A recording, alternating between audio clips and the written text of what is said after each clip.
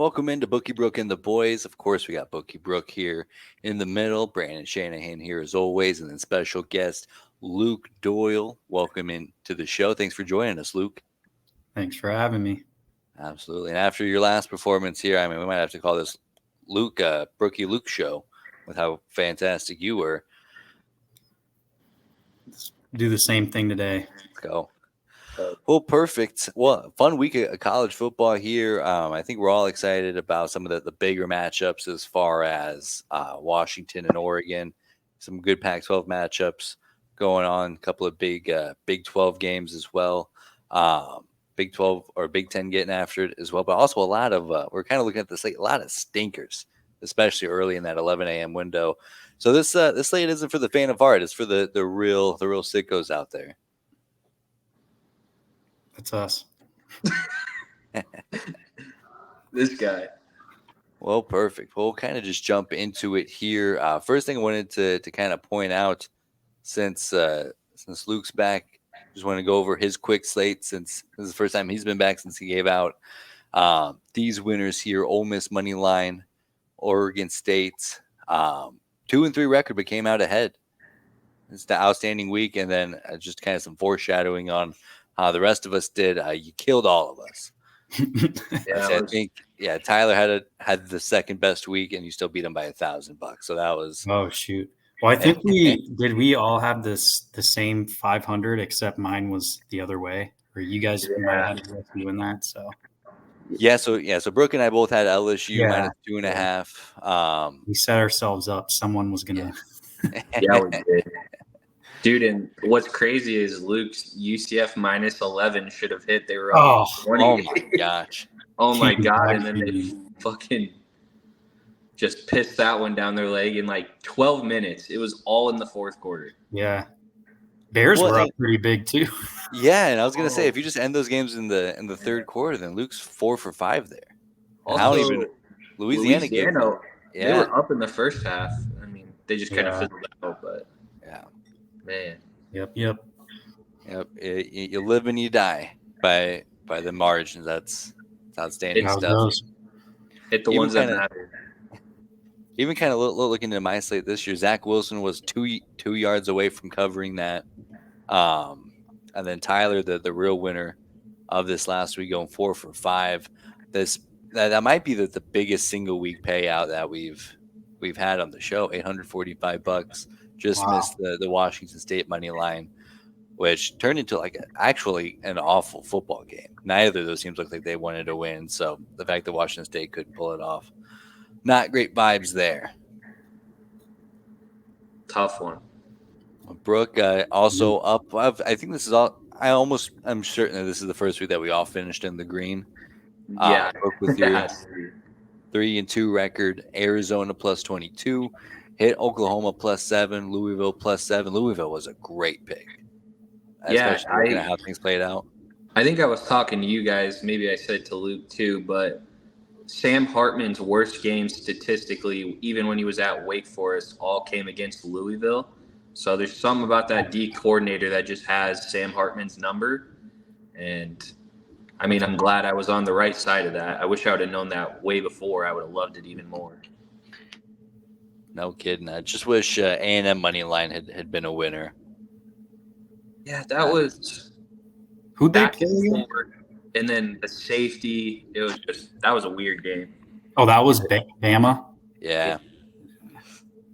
And then the 3rd and 8, where it looked like they were going to get the ball back.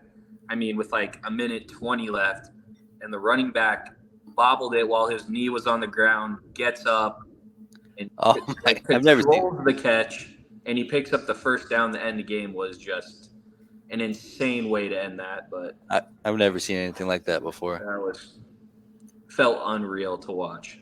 Well, I've always kind of wondered, in real tight situations, if you're running with the football and you're going down, why don't you just set the ball down, fall down, and then get back up, pick it up, and then go from there? I feel like that's the same kind of shtick. Very risky play, especially when you're winning. But for that Alabama running back, it really worked out. Yeah, no kidding.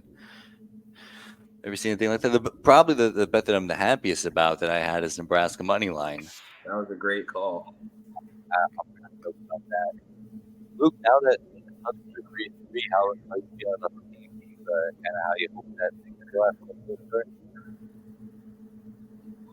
I can't hear all of a sudden very well. It got really muffled. Oh no. Oh, All right, there you go. better. You're like mic cut out for a second. Yeah. So Oh, you said something about Nebraska. What was it? yeah, Nebraska 3-3, picking up a couple of big wins. I think even since the last time that we talked. Obviously, that stinker against Michigan, but overall, is this right where you wanted to be? I think it is, right? I mean, I think it's a solid scenario. Obviously, they could have exceeded, but like expectations wise, I think they're in a good spot.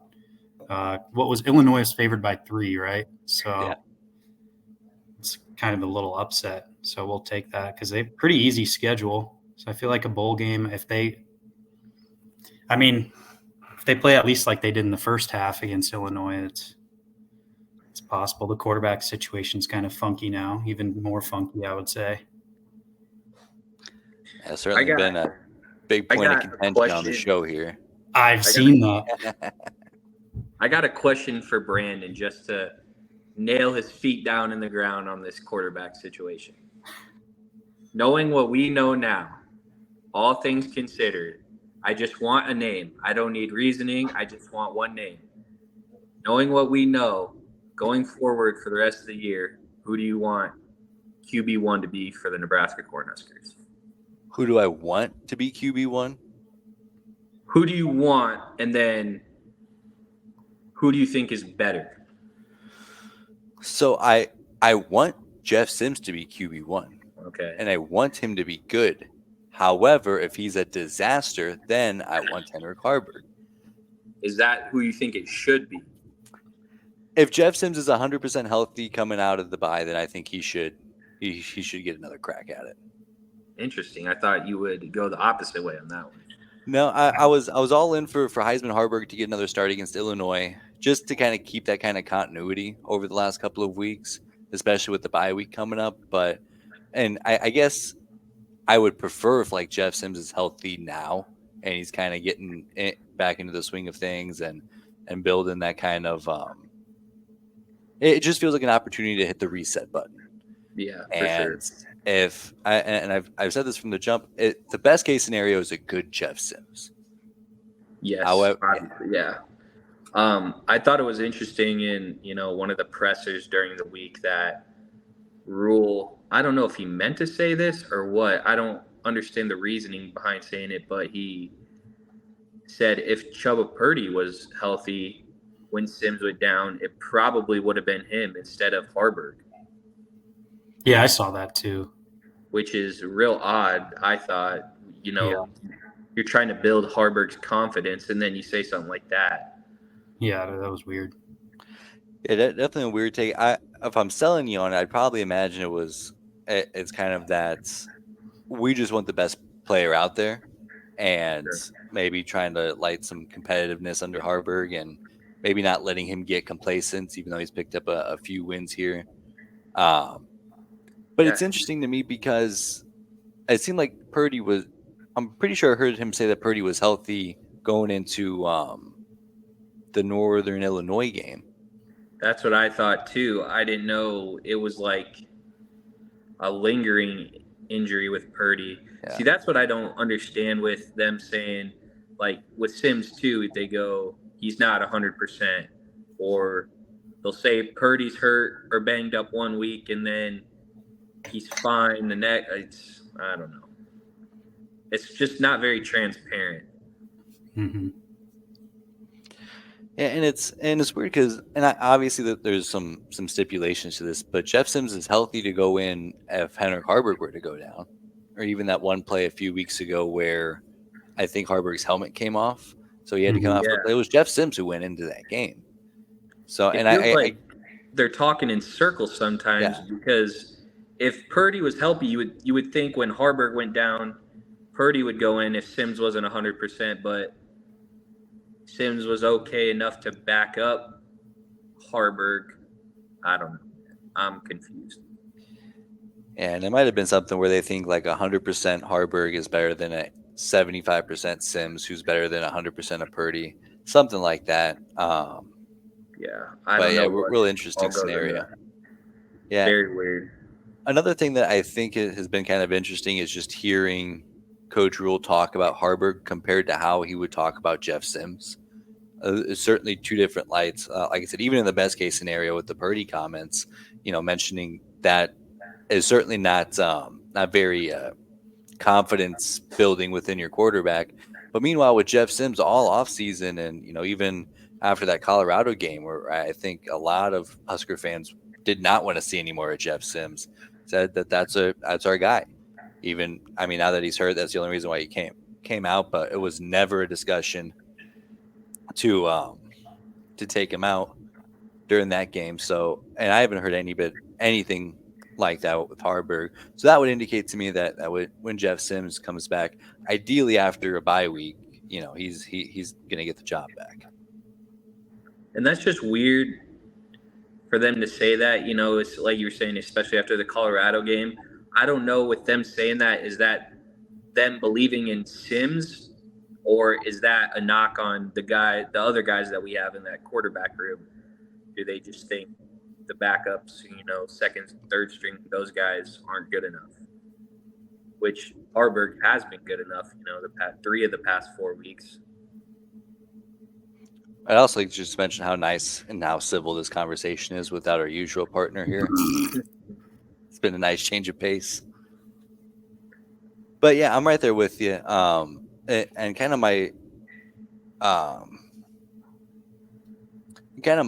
indication from everything is that Jeff Sims is the guy. And I granted that there's certain things that the coaching staff sees that I don't get to see. But like I said, it's the brightest timeline. If Jeff Sims is good, I'll tell you what we talked about at the beginning of the season, who's going to be the best quarterback in the Big Ten West, and what does Jeff Sims have to look like to be in that conversation? The bar for that's way lower than even we thought going into the season. I thought Mordecai and McNamara were going to be way better, and they just kind of aren't. Even Altmaier's been really underperforming for Illinois. We saw that last Friday. It's just who's left to really take a. Is Maryland in the West? They're in the East. Oh, I was going to say easily that guy, but yeah, no. Easy. Yeah. Who does that leave? It's not Minnesota's quarterback. Not Minnesota's quarterback. Purdue, do they have a quarterback? Hudson Card, he's all right. He's hit and miss. Yeah, I mean, I kind of feel like he's in that tier that gets elevated just by all the other guys getting demoted. It's not Northwestern, so who is it? Yeah, I mean, it's up for grabs, and I think I'm so excited for these next 3 weeks, and it's probably going to lead to a massive disappointment. But man, you're going to be favored these next 3 games if you can just eat these easy ones, and then we need to. Yeah, and then steal one against Maryland or Iowa now on QB2. Those games look way more winnable than I probably had going into the season. And gosh, this feels delusional to say, but they're not that far off from Indianapolis if they can win these next 3 games. Wisconsin's definitely not as good as advertised, but we still got to go to Madison. Yeah. Which I'm trying to temper my expectations with that. But looking back now, how bad does that Minnesota loss hurt? Oh, I knew it would too. It always feels like it. It's either just those are the ones that keep you up at night. Especially the toe drag touchdown, which was an insane catch and an insane toe drag, and then the fumble, the pick. The shaky kicker making, what was that, a 50-yarder to win it? My gosh. Yeah, but I think you can also kind of use that game kind of where we sit today and think, well, I mean, they look a lot better than they did then, even comparing them. And you mentioned that a toe tap drive that only happens after the defense kind of, loses their juice, where there were many opportunities for them to lose their juice against Illinois and many opportunities for them to fold and let Illinois get back into that game. And they stood strong. And I think that's, especially after that stinker defensively against Michigan, which it is what it is. But you kind of hope that wasn't more of a reality than a fluke. But yeah, like I said, I'm just really happy with where this team is, and I'm right back in my delusional agenda pushing. First thing first, we got to get to 6 wins. I'll be happy if we do that this year. First thing first, we got to get to 4. Let's get to 4. I think we'll get to 4 pretty easy. I do too, but well, I also thought that we'd get to what you 4 mean. pretty It's easily in 21. It's not so. a given. It's definitely not a given. I did also have this thought about the potential of a Nebraska bowl game. Like, we talk about how good Nebraska fans travel from like week to week to games like Minnesota and Illinois, but I mean, there's no scenario that whatever bowl game they in isn't just packed with red. Not only do you get this fan base that's passionate and loves to travel for the Huskers, but you also get a fan base that's been starved for a bowl game. Where I feel like in the past, like, oh, whatever, it's the Tax Slayer Bowl or the Gator Bowl. Who cares? We'll watch it from TV. But I think what was it? 2016 was our last bowl game. Yeah. Like those fans would damn near sell that stadium out. Yeah. I feel like. Like, I think I saw a projection that like the Las Vegas Bowl and Nebraska and Washington State. Like that's all right. I really hope we don't draw Washington State because Cam Ward is different, but yeah, I saw BYU. That would be a BYU would be a good one. I'd be happy. I would like to see that. But yeah, it was also Las Vegas. Yeah. Give us revenge for that bullshit Hail Mary they beat us in Lincoln. Let's fucking go. But thinking about that, well, also the bowl game projection I saw also had Florida in like the Gator Bowl, which Florida's not making a bowl game, so I don't know if you can really take much from that set of projections. They might just luck into one, honestly, since they beat Tennessee. That's what they'll have to do. That's what they'll have to do. But we got some money to win here, fellas. Heck yeah. Kind of looking at the spread here. Clean slate here. We all already got Tyler's picks for the week. You had Oregon, USC, Washington, Texans, and Wisconsin. All with the Pac-12. I respect it. He did. So I didn't even realize that. Yeah. Well, perfect, fellas. Who is ready to give out their $100 pick? I can go first. Let's go. Yeah. All right. So my $100 pick, which I think is probably somewhat popular because of a certain team's defense lately, but I got Auburn and LSU. The over of 61 is what I saw it at, but somewhere around there. Is it over? Yeah, over. Oh, I like that. LSU's undefeated on overs in their games. Are they really? All of them have went over. Yeah. That sounds about right. All right. So let me see here. So I'll go up next here.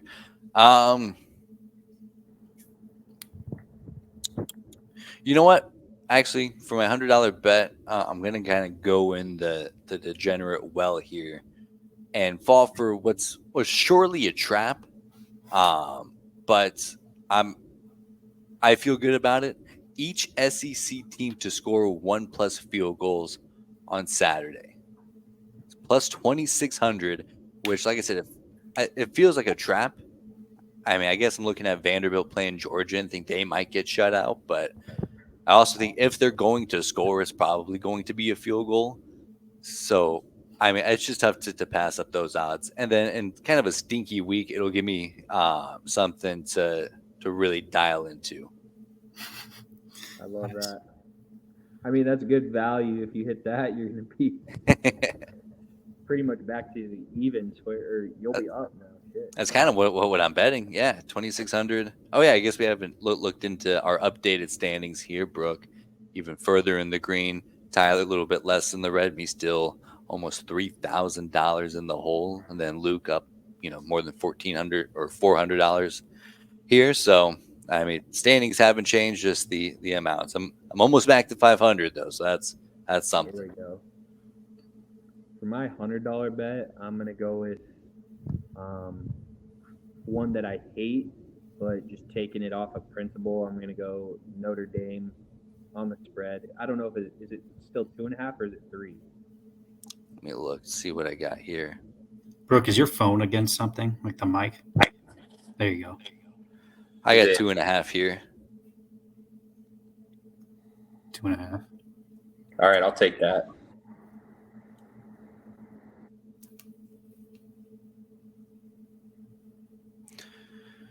All right, $200 bets. Luke, are you ready to go? Yep. Let me see what I got here.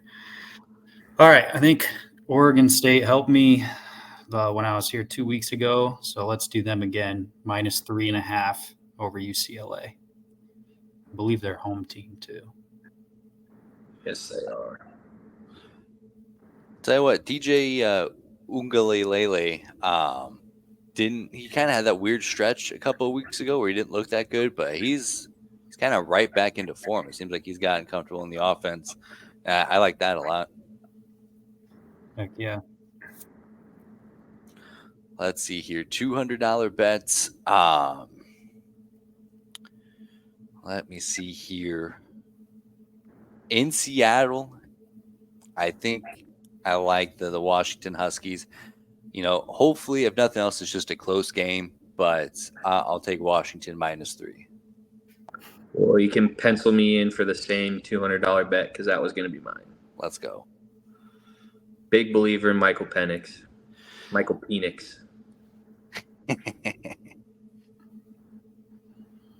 All right. My $300 bet, I'm going to do one NFL game, tonight's game, actually. I'll take the Chiefs -10.5. That's a good one. Denver.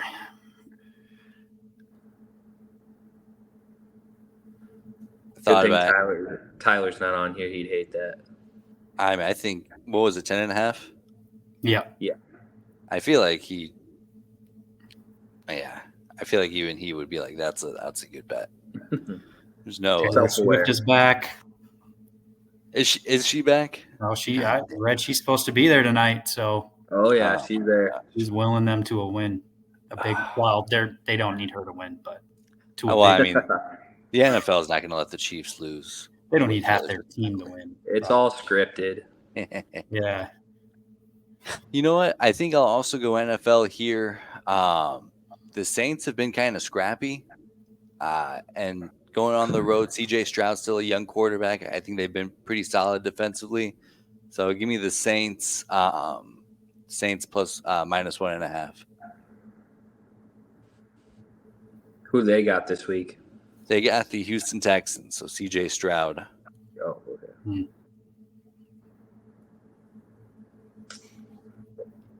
So for my $300 bet, I'm going to go with Oklahoma State money line. Oh, I was looking the other way. Me and Brandon were kind of talking about it before this, and if it was Daniels, I would agree, but watching Jason Bean try to throw a football is real tough to watch, and I'm just a big fan of Mike Gundy. I know they struggled early on, but this feels like a spot where they're going to sneak up on some people. That'd be back-to-back, right? Wasn't it Kansas State last week? yeah. Heck yeah. And I mean, if you're looking at a Kansas win, you're definitely looking at it. Well, they don't have to throw the football. They got all those good running backs. But if there is a situation where they fall behind early or have to come up with a couple of good passing plays, it's and toast. you hit the nail on the head there. Kansas, good running game. Oklahoma State, good overall defense, but they definitely do play better against the run. So that'll be a good fight in the trenches. See, the reason I was considering going the other way was straight up off of feel of like Oklahoma State's not going to beat the Kansas teams back-to-back when they've been struggling early on. But that was my only justification, though. Those feel things where you're like, I don't see that happening. Yeah, it's a good vibes bet. Yeah, Leopold definitely. I hate going against him, but Kansas feels like a very public play, and I want to be on the side of Vegas in this one. Makes sense. Am I up? Yep, $300. All right. $400. So for the $400 bet, this is a this is my personal kind of gut. It probably would be a weird bet to most people, but I'm going to take Indiana plus 33 against Michigan. And it's pretty much straight up anecdotal, but I feel like whenever I watch Indiana and Michigan play, there was one or two times in the past several years where it went to overtime when it shouldn't have, and like they've been oddly close. Like they tend to play Michigan close. So, and I could be wrong. You could look up the records, and Michigan has whooped the snot out of them the last several times, but I don't know. So that's what I'm going with. I like Love it. it. 33 points is a lot of points for Yeah. a conference game. And like, is Michigan 33 points better than Indiana? Yeah, but we'll see. Yeah, and it just Will doesn't they seem like win by they've. Yeah. Yeah, it doesn't seem like they've been really the ones to kind of run up the score and to kind of try to Yeah. flex their muscles. At least this year. Other felt than like a little bit. last week, right, was the first time where they scored 50. Every game had been 30-something, 40-ish to 7. So yeah, so maybe they're just ramping things up, but yeah, I like that. That's a lot of points. Let's see here, $400 bet. I'm gonna take Pac-12 primetime game. Let's go with Arizona plus 7. I like Washington State here, especially at home, but 7 points just feels kind of like that line where I think there's plenty of opportunity for Washington State to win, have the ball up for late, and then just run out the clock and get that kind of cover. So it feels like that kind of game to me. So give me the Wildcats. I am on the same game, but different bet. I'm going to go Arizona, Washington State over 58. Both have explosive offenses. Last week, UCLA, Wazoo, they moved the ball up and down the field. It was just turning the ball over and not punching it in.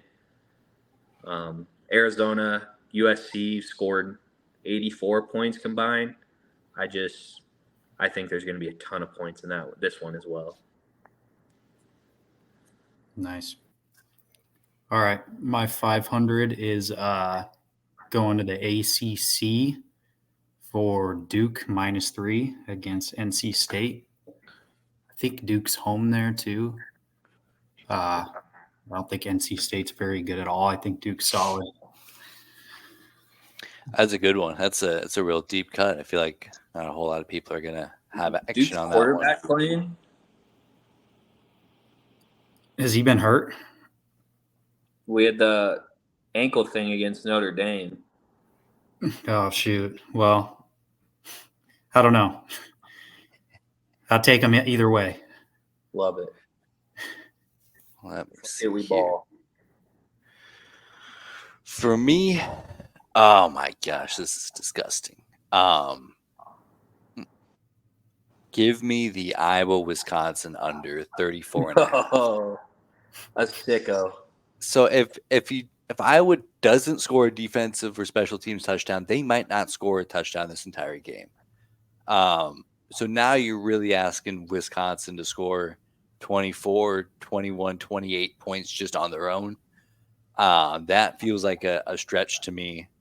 So yeah, give me the under 34.5. Feels like an insane clip, but that's I still a lot of points for one It's team gonna end up to being score. like 21-9, and it'll hit.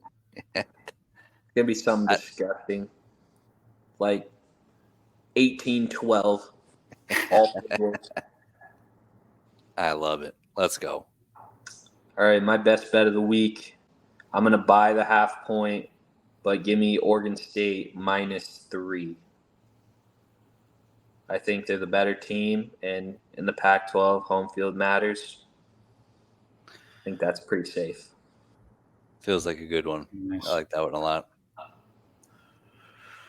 Let's see. I think we got a lot of winners here. Oh, Let's see if you guys had to. What was some of your honorable mentions? What else were you looking at?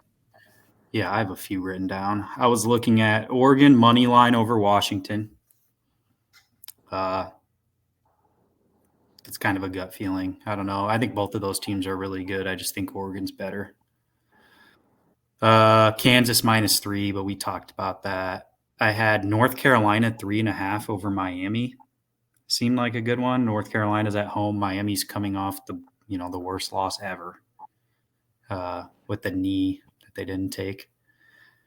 And then some of the weird ones I had were like UNLV -9.5 to Nevada because Nevada's like a high school team.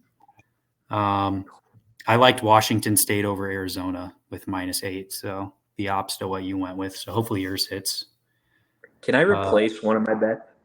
Yeah, let's do it. I'm already rethinking a couple of mine. All right, so I want to replace my $400 bet, and I want to take Purdue +19 against Ohio State. Ooh. And the reasoning behind that one, again, like Luke said, this is kind of a feel one. Purdue beat them by 30 in that anomaly game, right? A couple years back. Ago. And Ohio State plays Penn State next weekend, so this is kind of a look-ahead spot. And you're on the road if you're Ohio State. I just don't think they're going to be real interested in, playing great football against Purdue. Nice. What do you guys think of Wyoming Air Force? It's 10.5. Wyoming's a really good team, but so is Air Force. Yeah. See, I think Wyoming covers that. I was going to say that feels like just too many points. Yeah. But Wyoming struggles to score the ball at times. So if Air Force jumps out early, you might be in trouble there. Yeah. Yeah, that's a tough one. Yeah, I kind of had this bit coming in, especially since Tyler's picks were all pre-prepared. I was just going to do the opposite of him at every step of the way. And then I started to see his picks, and I thought, man, I really liked some of these picks. And then I thought, well, if I like some of these picks, they probably stink. Yeah, so maybe I should figure. Is this $500 bet Wisconsin? Yeah, and that's the one that threw me off because I was gonna kind of just go in reverse order and go his $500 bet is my $100 bet and just go from there. That wouldn't be a bad idea. But then I saw, well, then I'd have to bet Iowa, so I'm like, I gotta divert from that plan. So I'm gonna kind of wipe off some of Tyler's stink and influence on this. So give me Oregon State's -3.5 for my $400 bet. The announcer's jinx. Let's go. We're all on it. We're all gonna be either real happy or real sad. That's kind of what I'm banking. I'm like, what are the odds that all three of us are wrong? 50. This is what happened to me 2 weeks ago. Brandon goes, man, Brooke hit all of his $500 bets. I'm gonna start tailing him, and then I lost my next two. Yeah. Damn.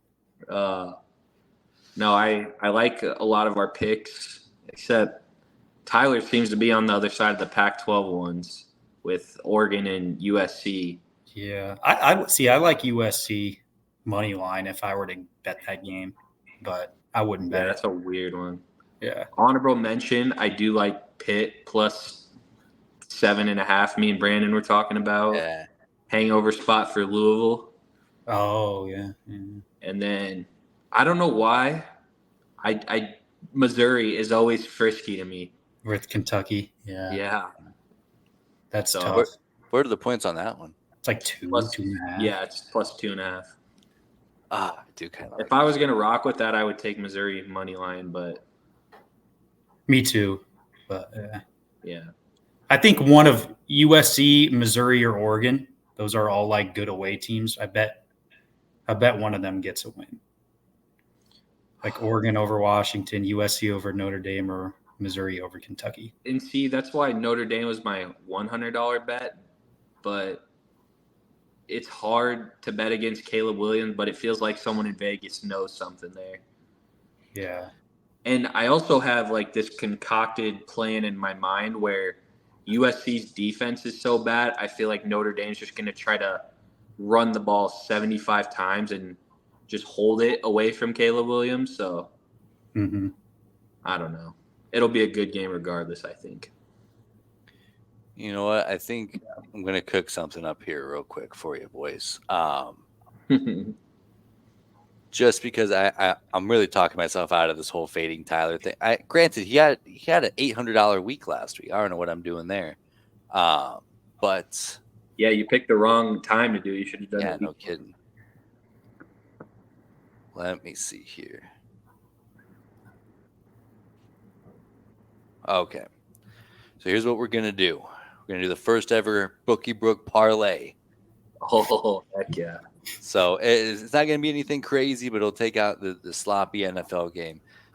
I don't want to bet against CJ Stroud either. I think CJ Stroud's been clearly the best rookie quarterback. I'm not going to bet against him at home. So give me Missouri and USC plus 2.5. Okay, I like it. Nice.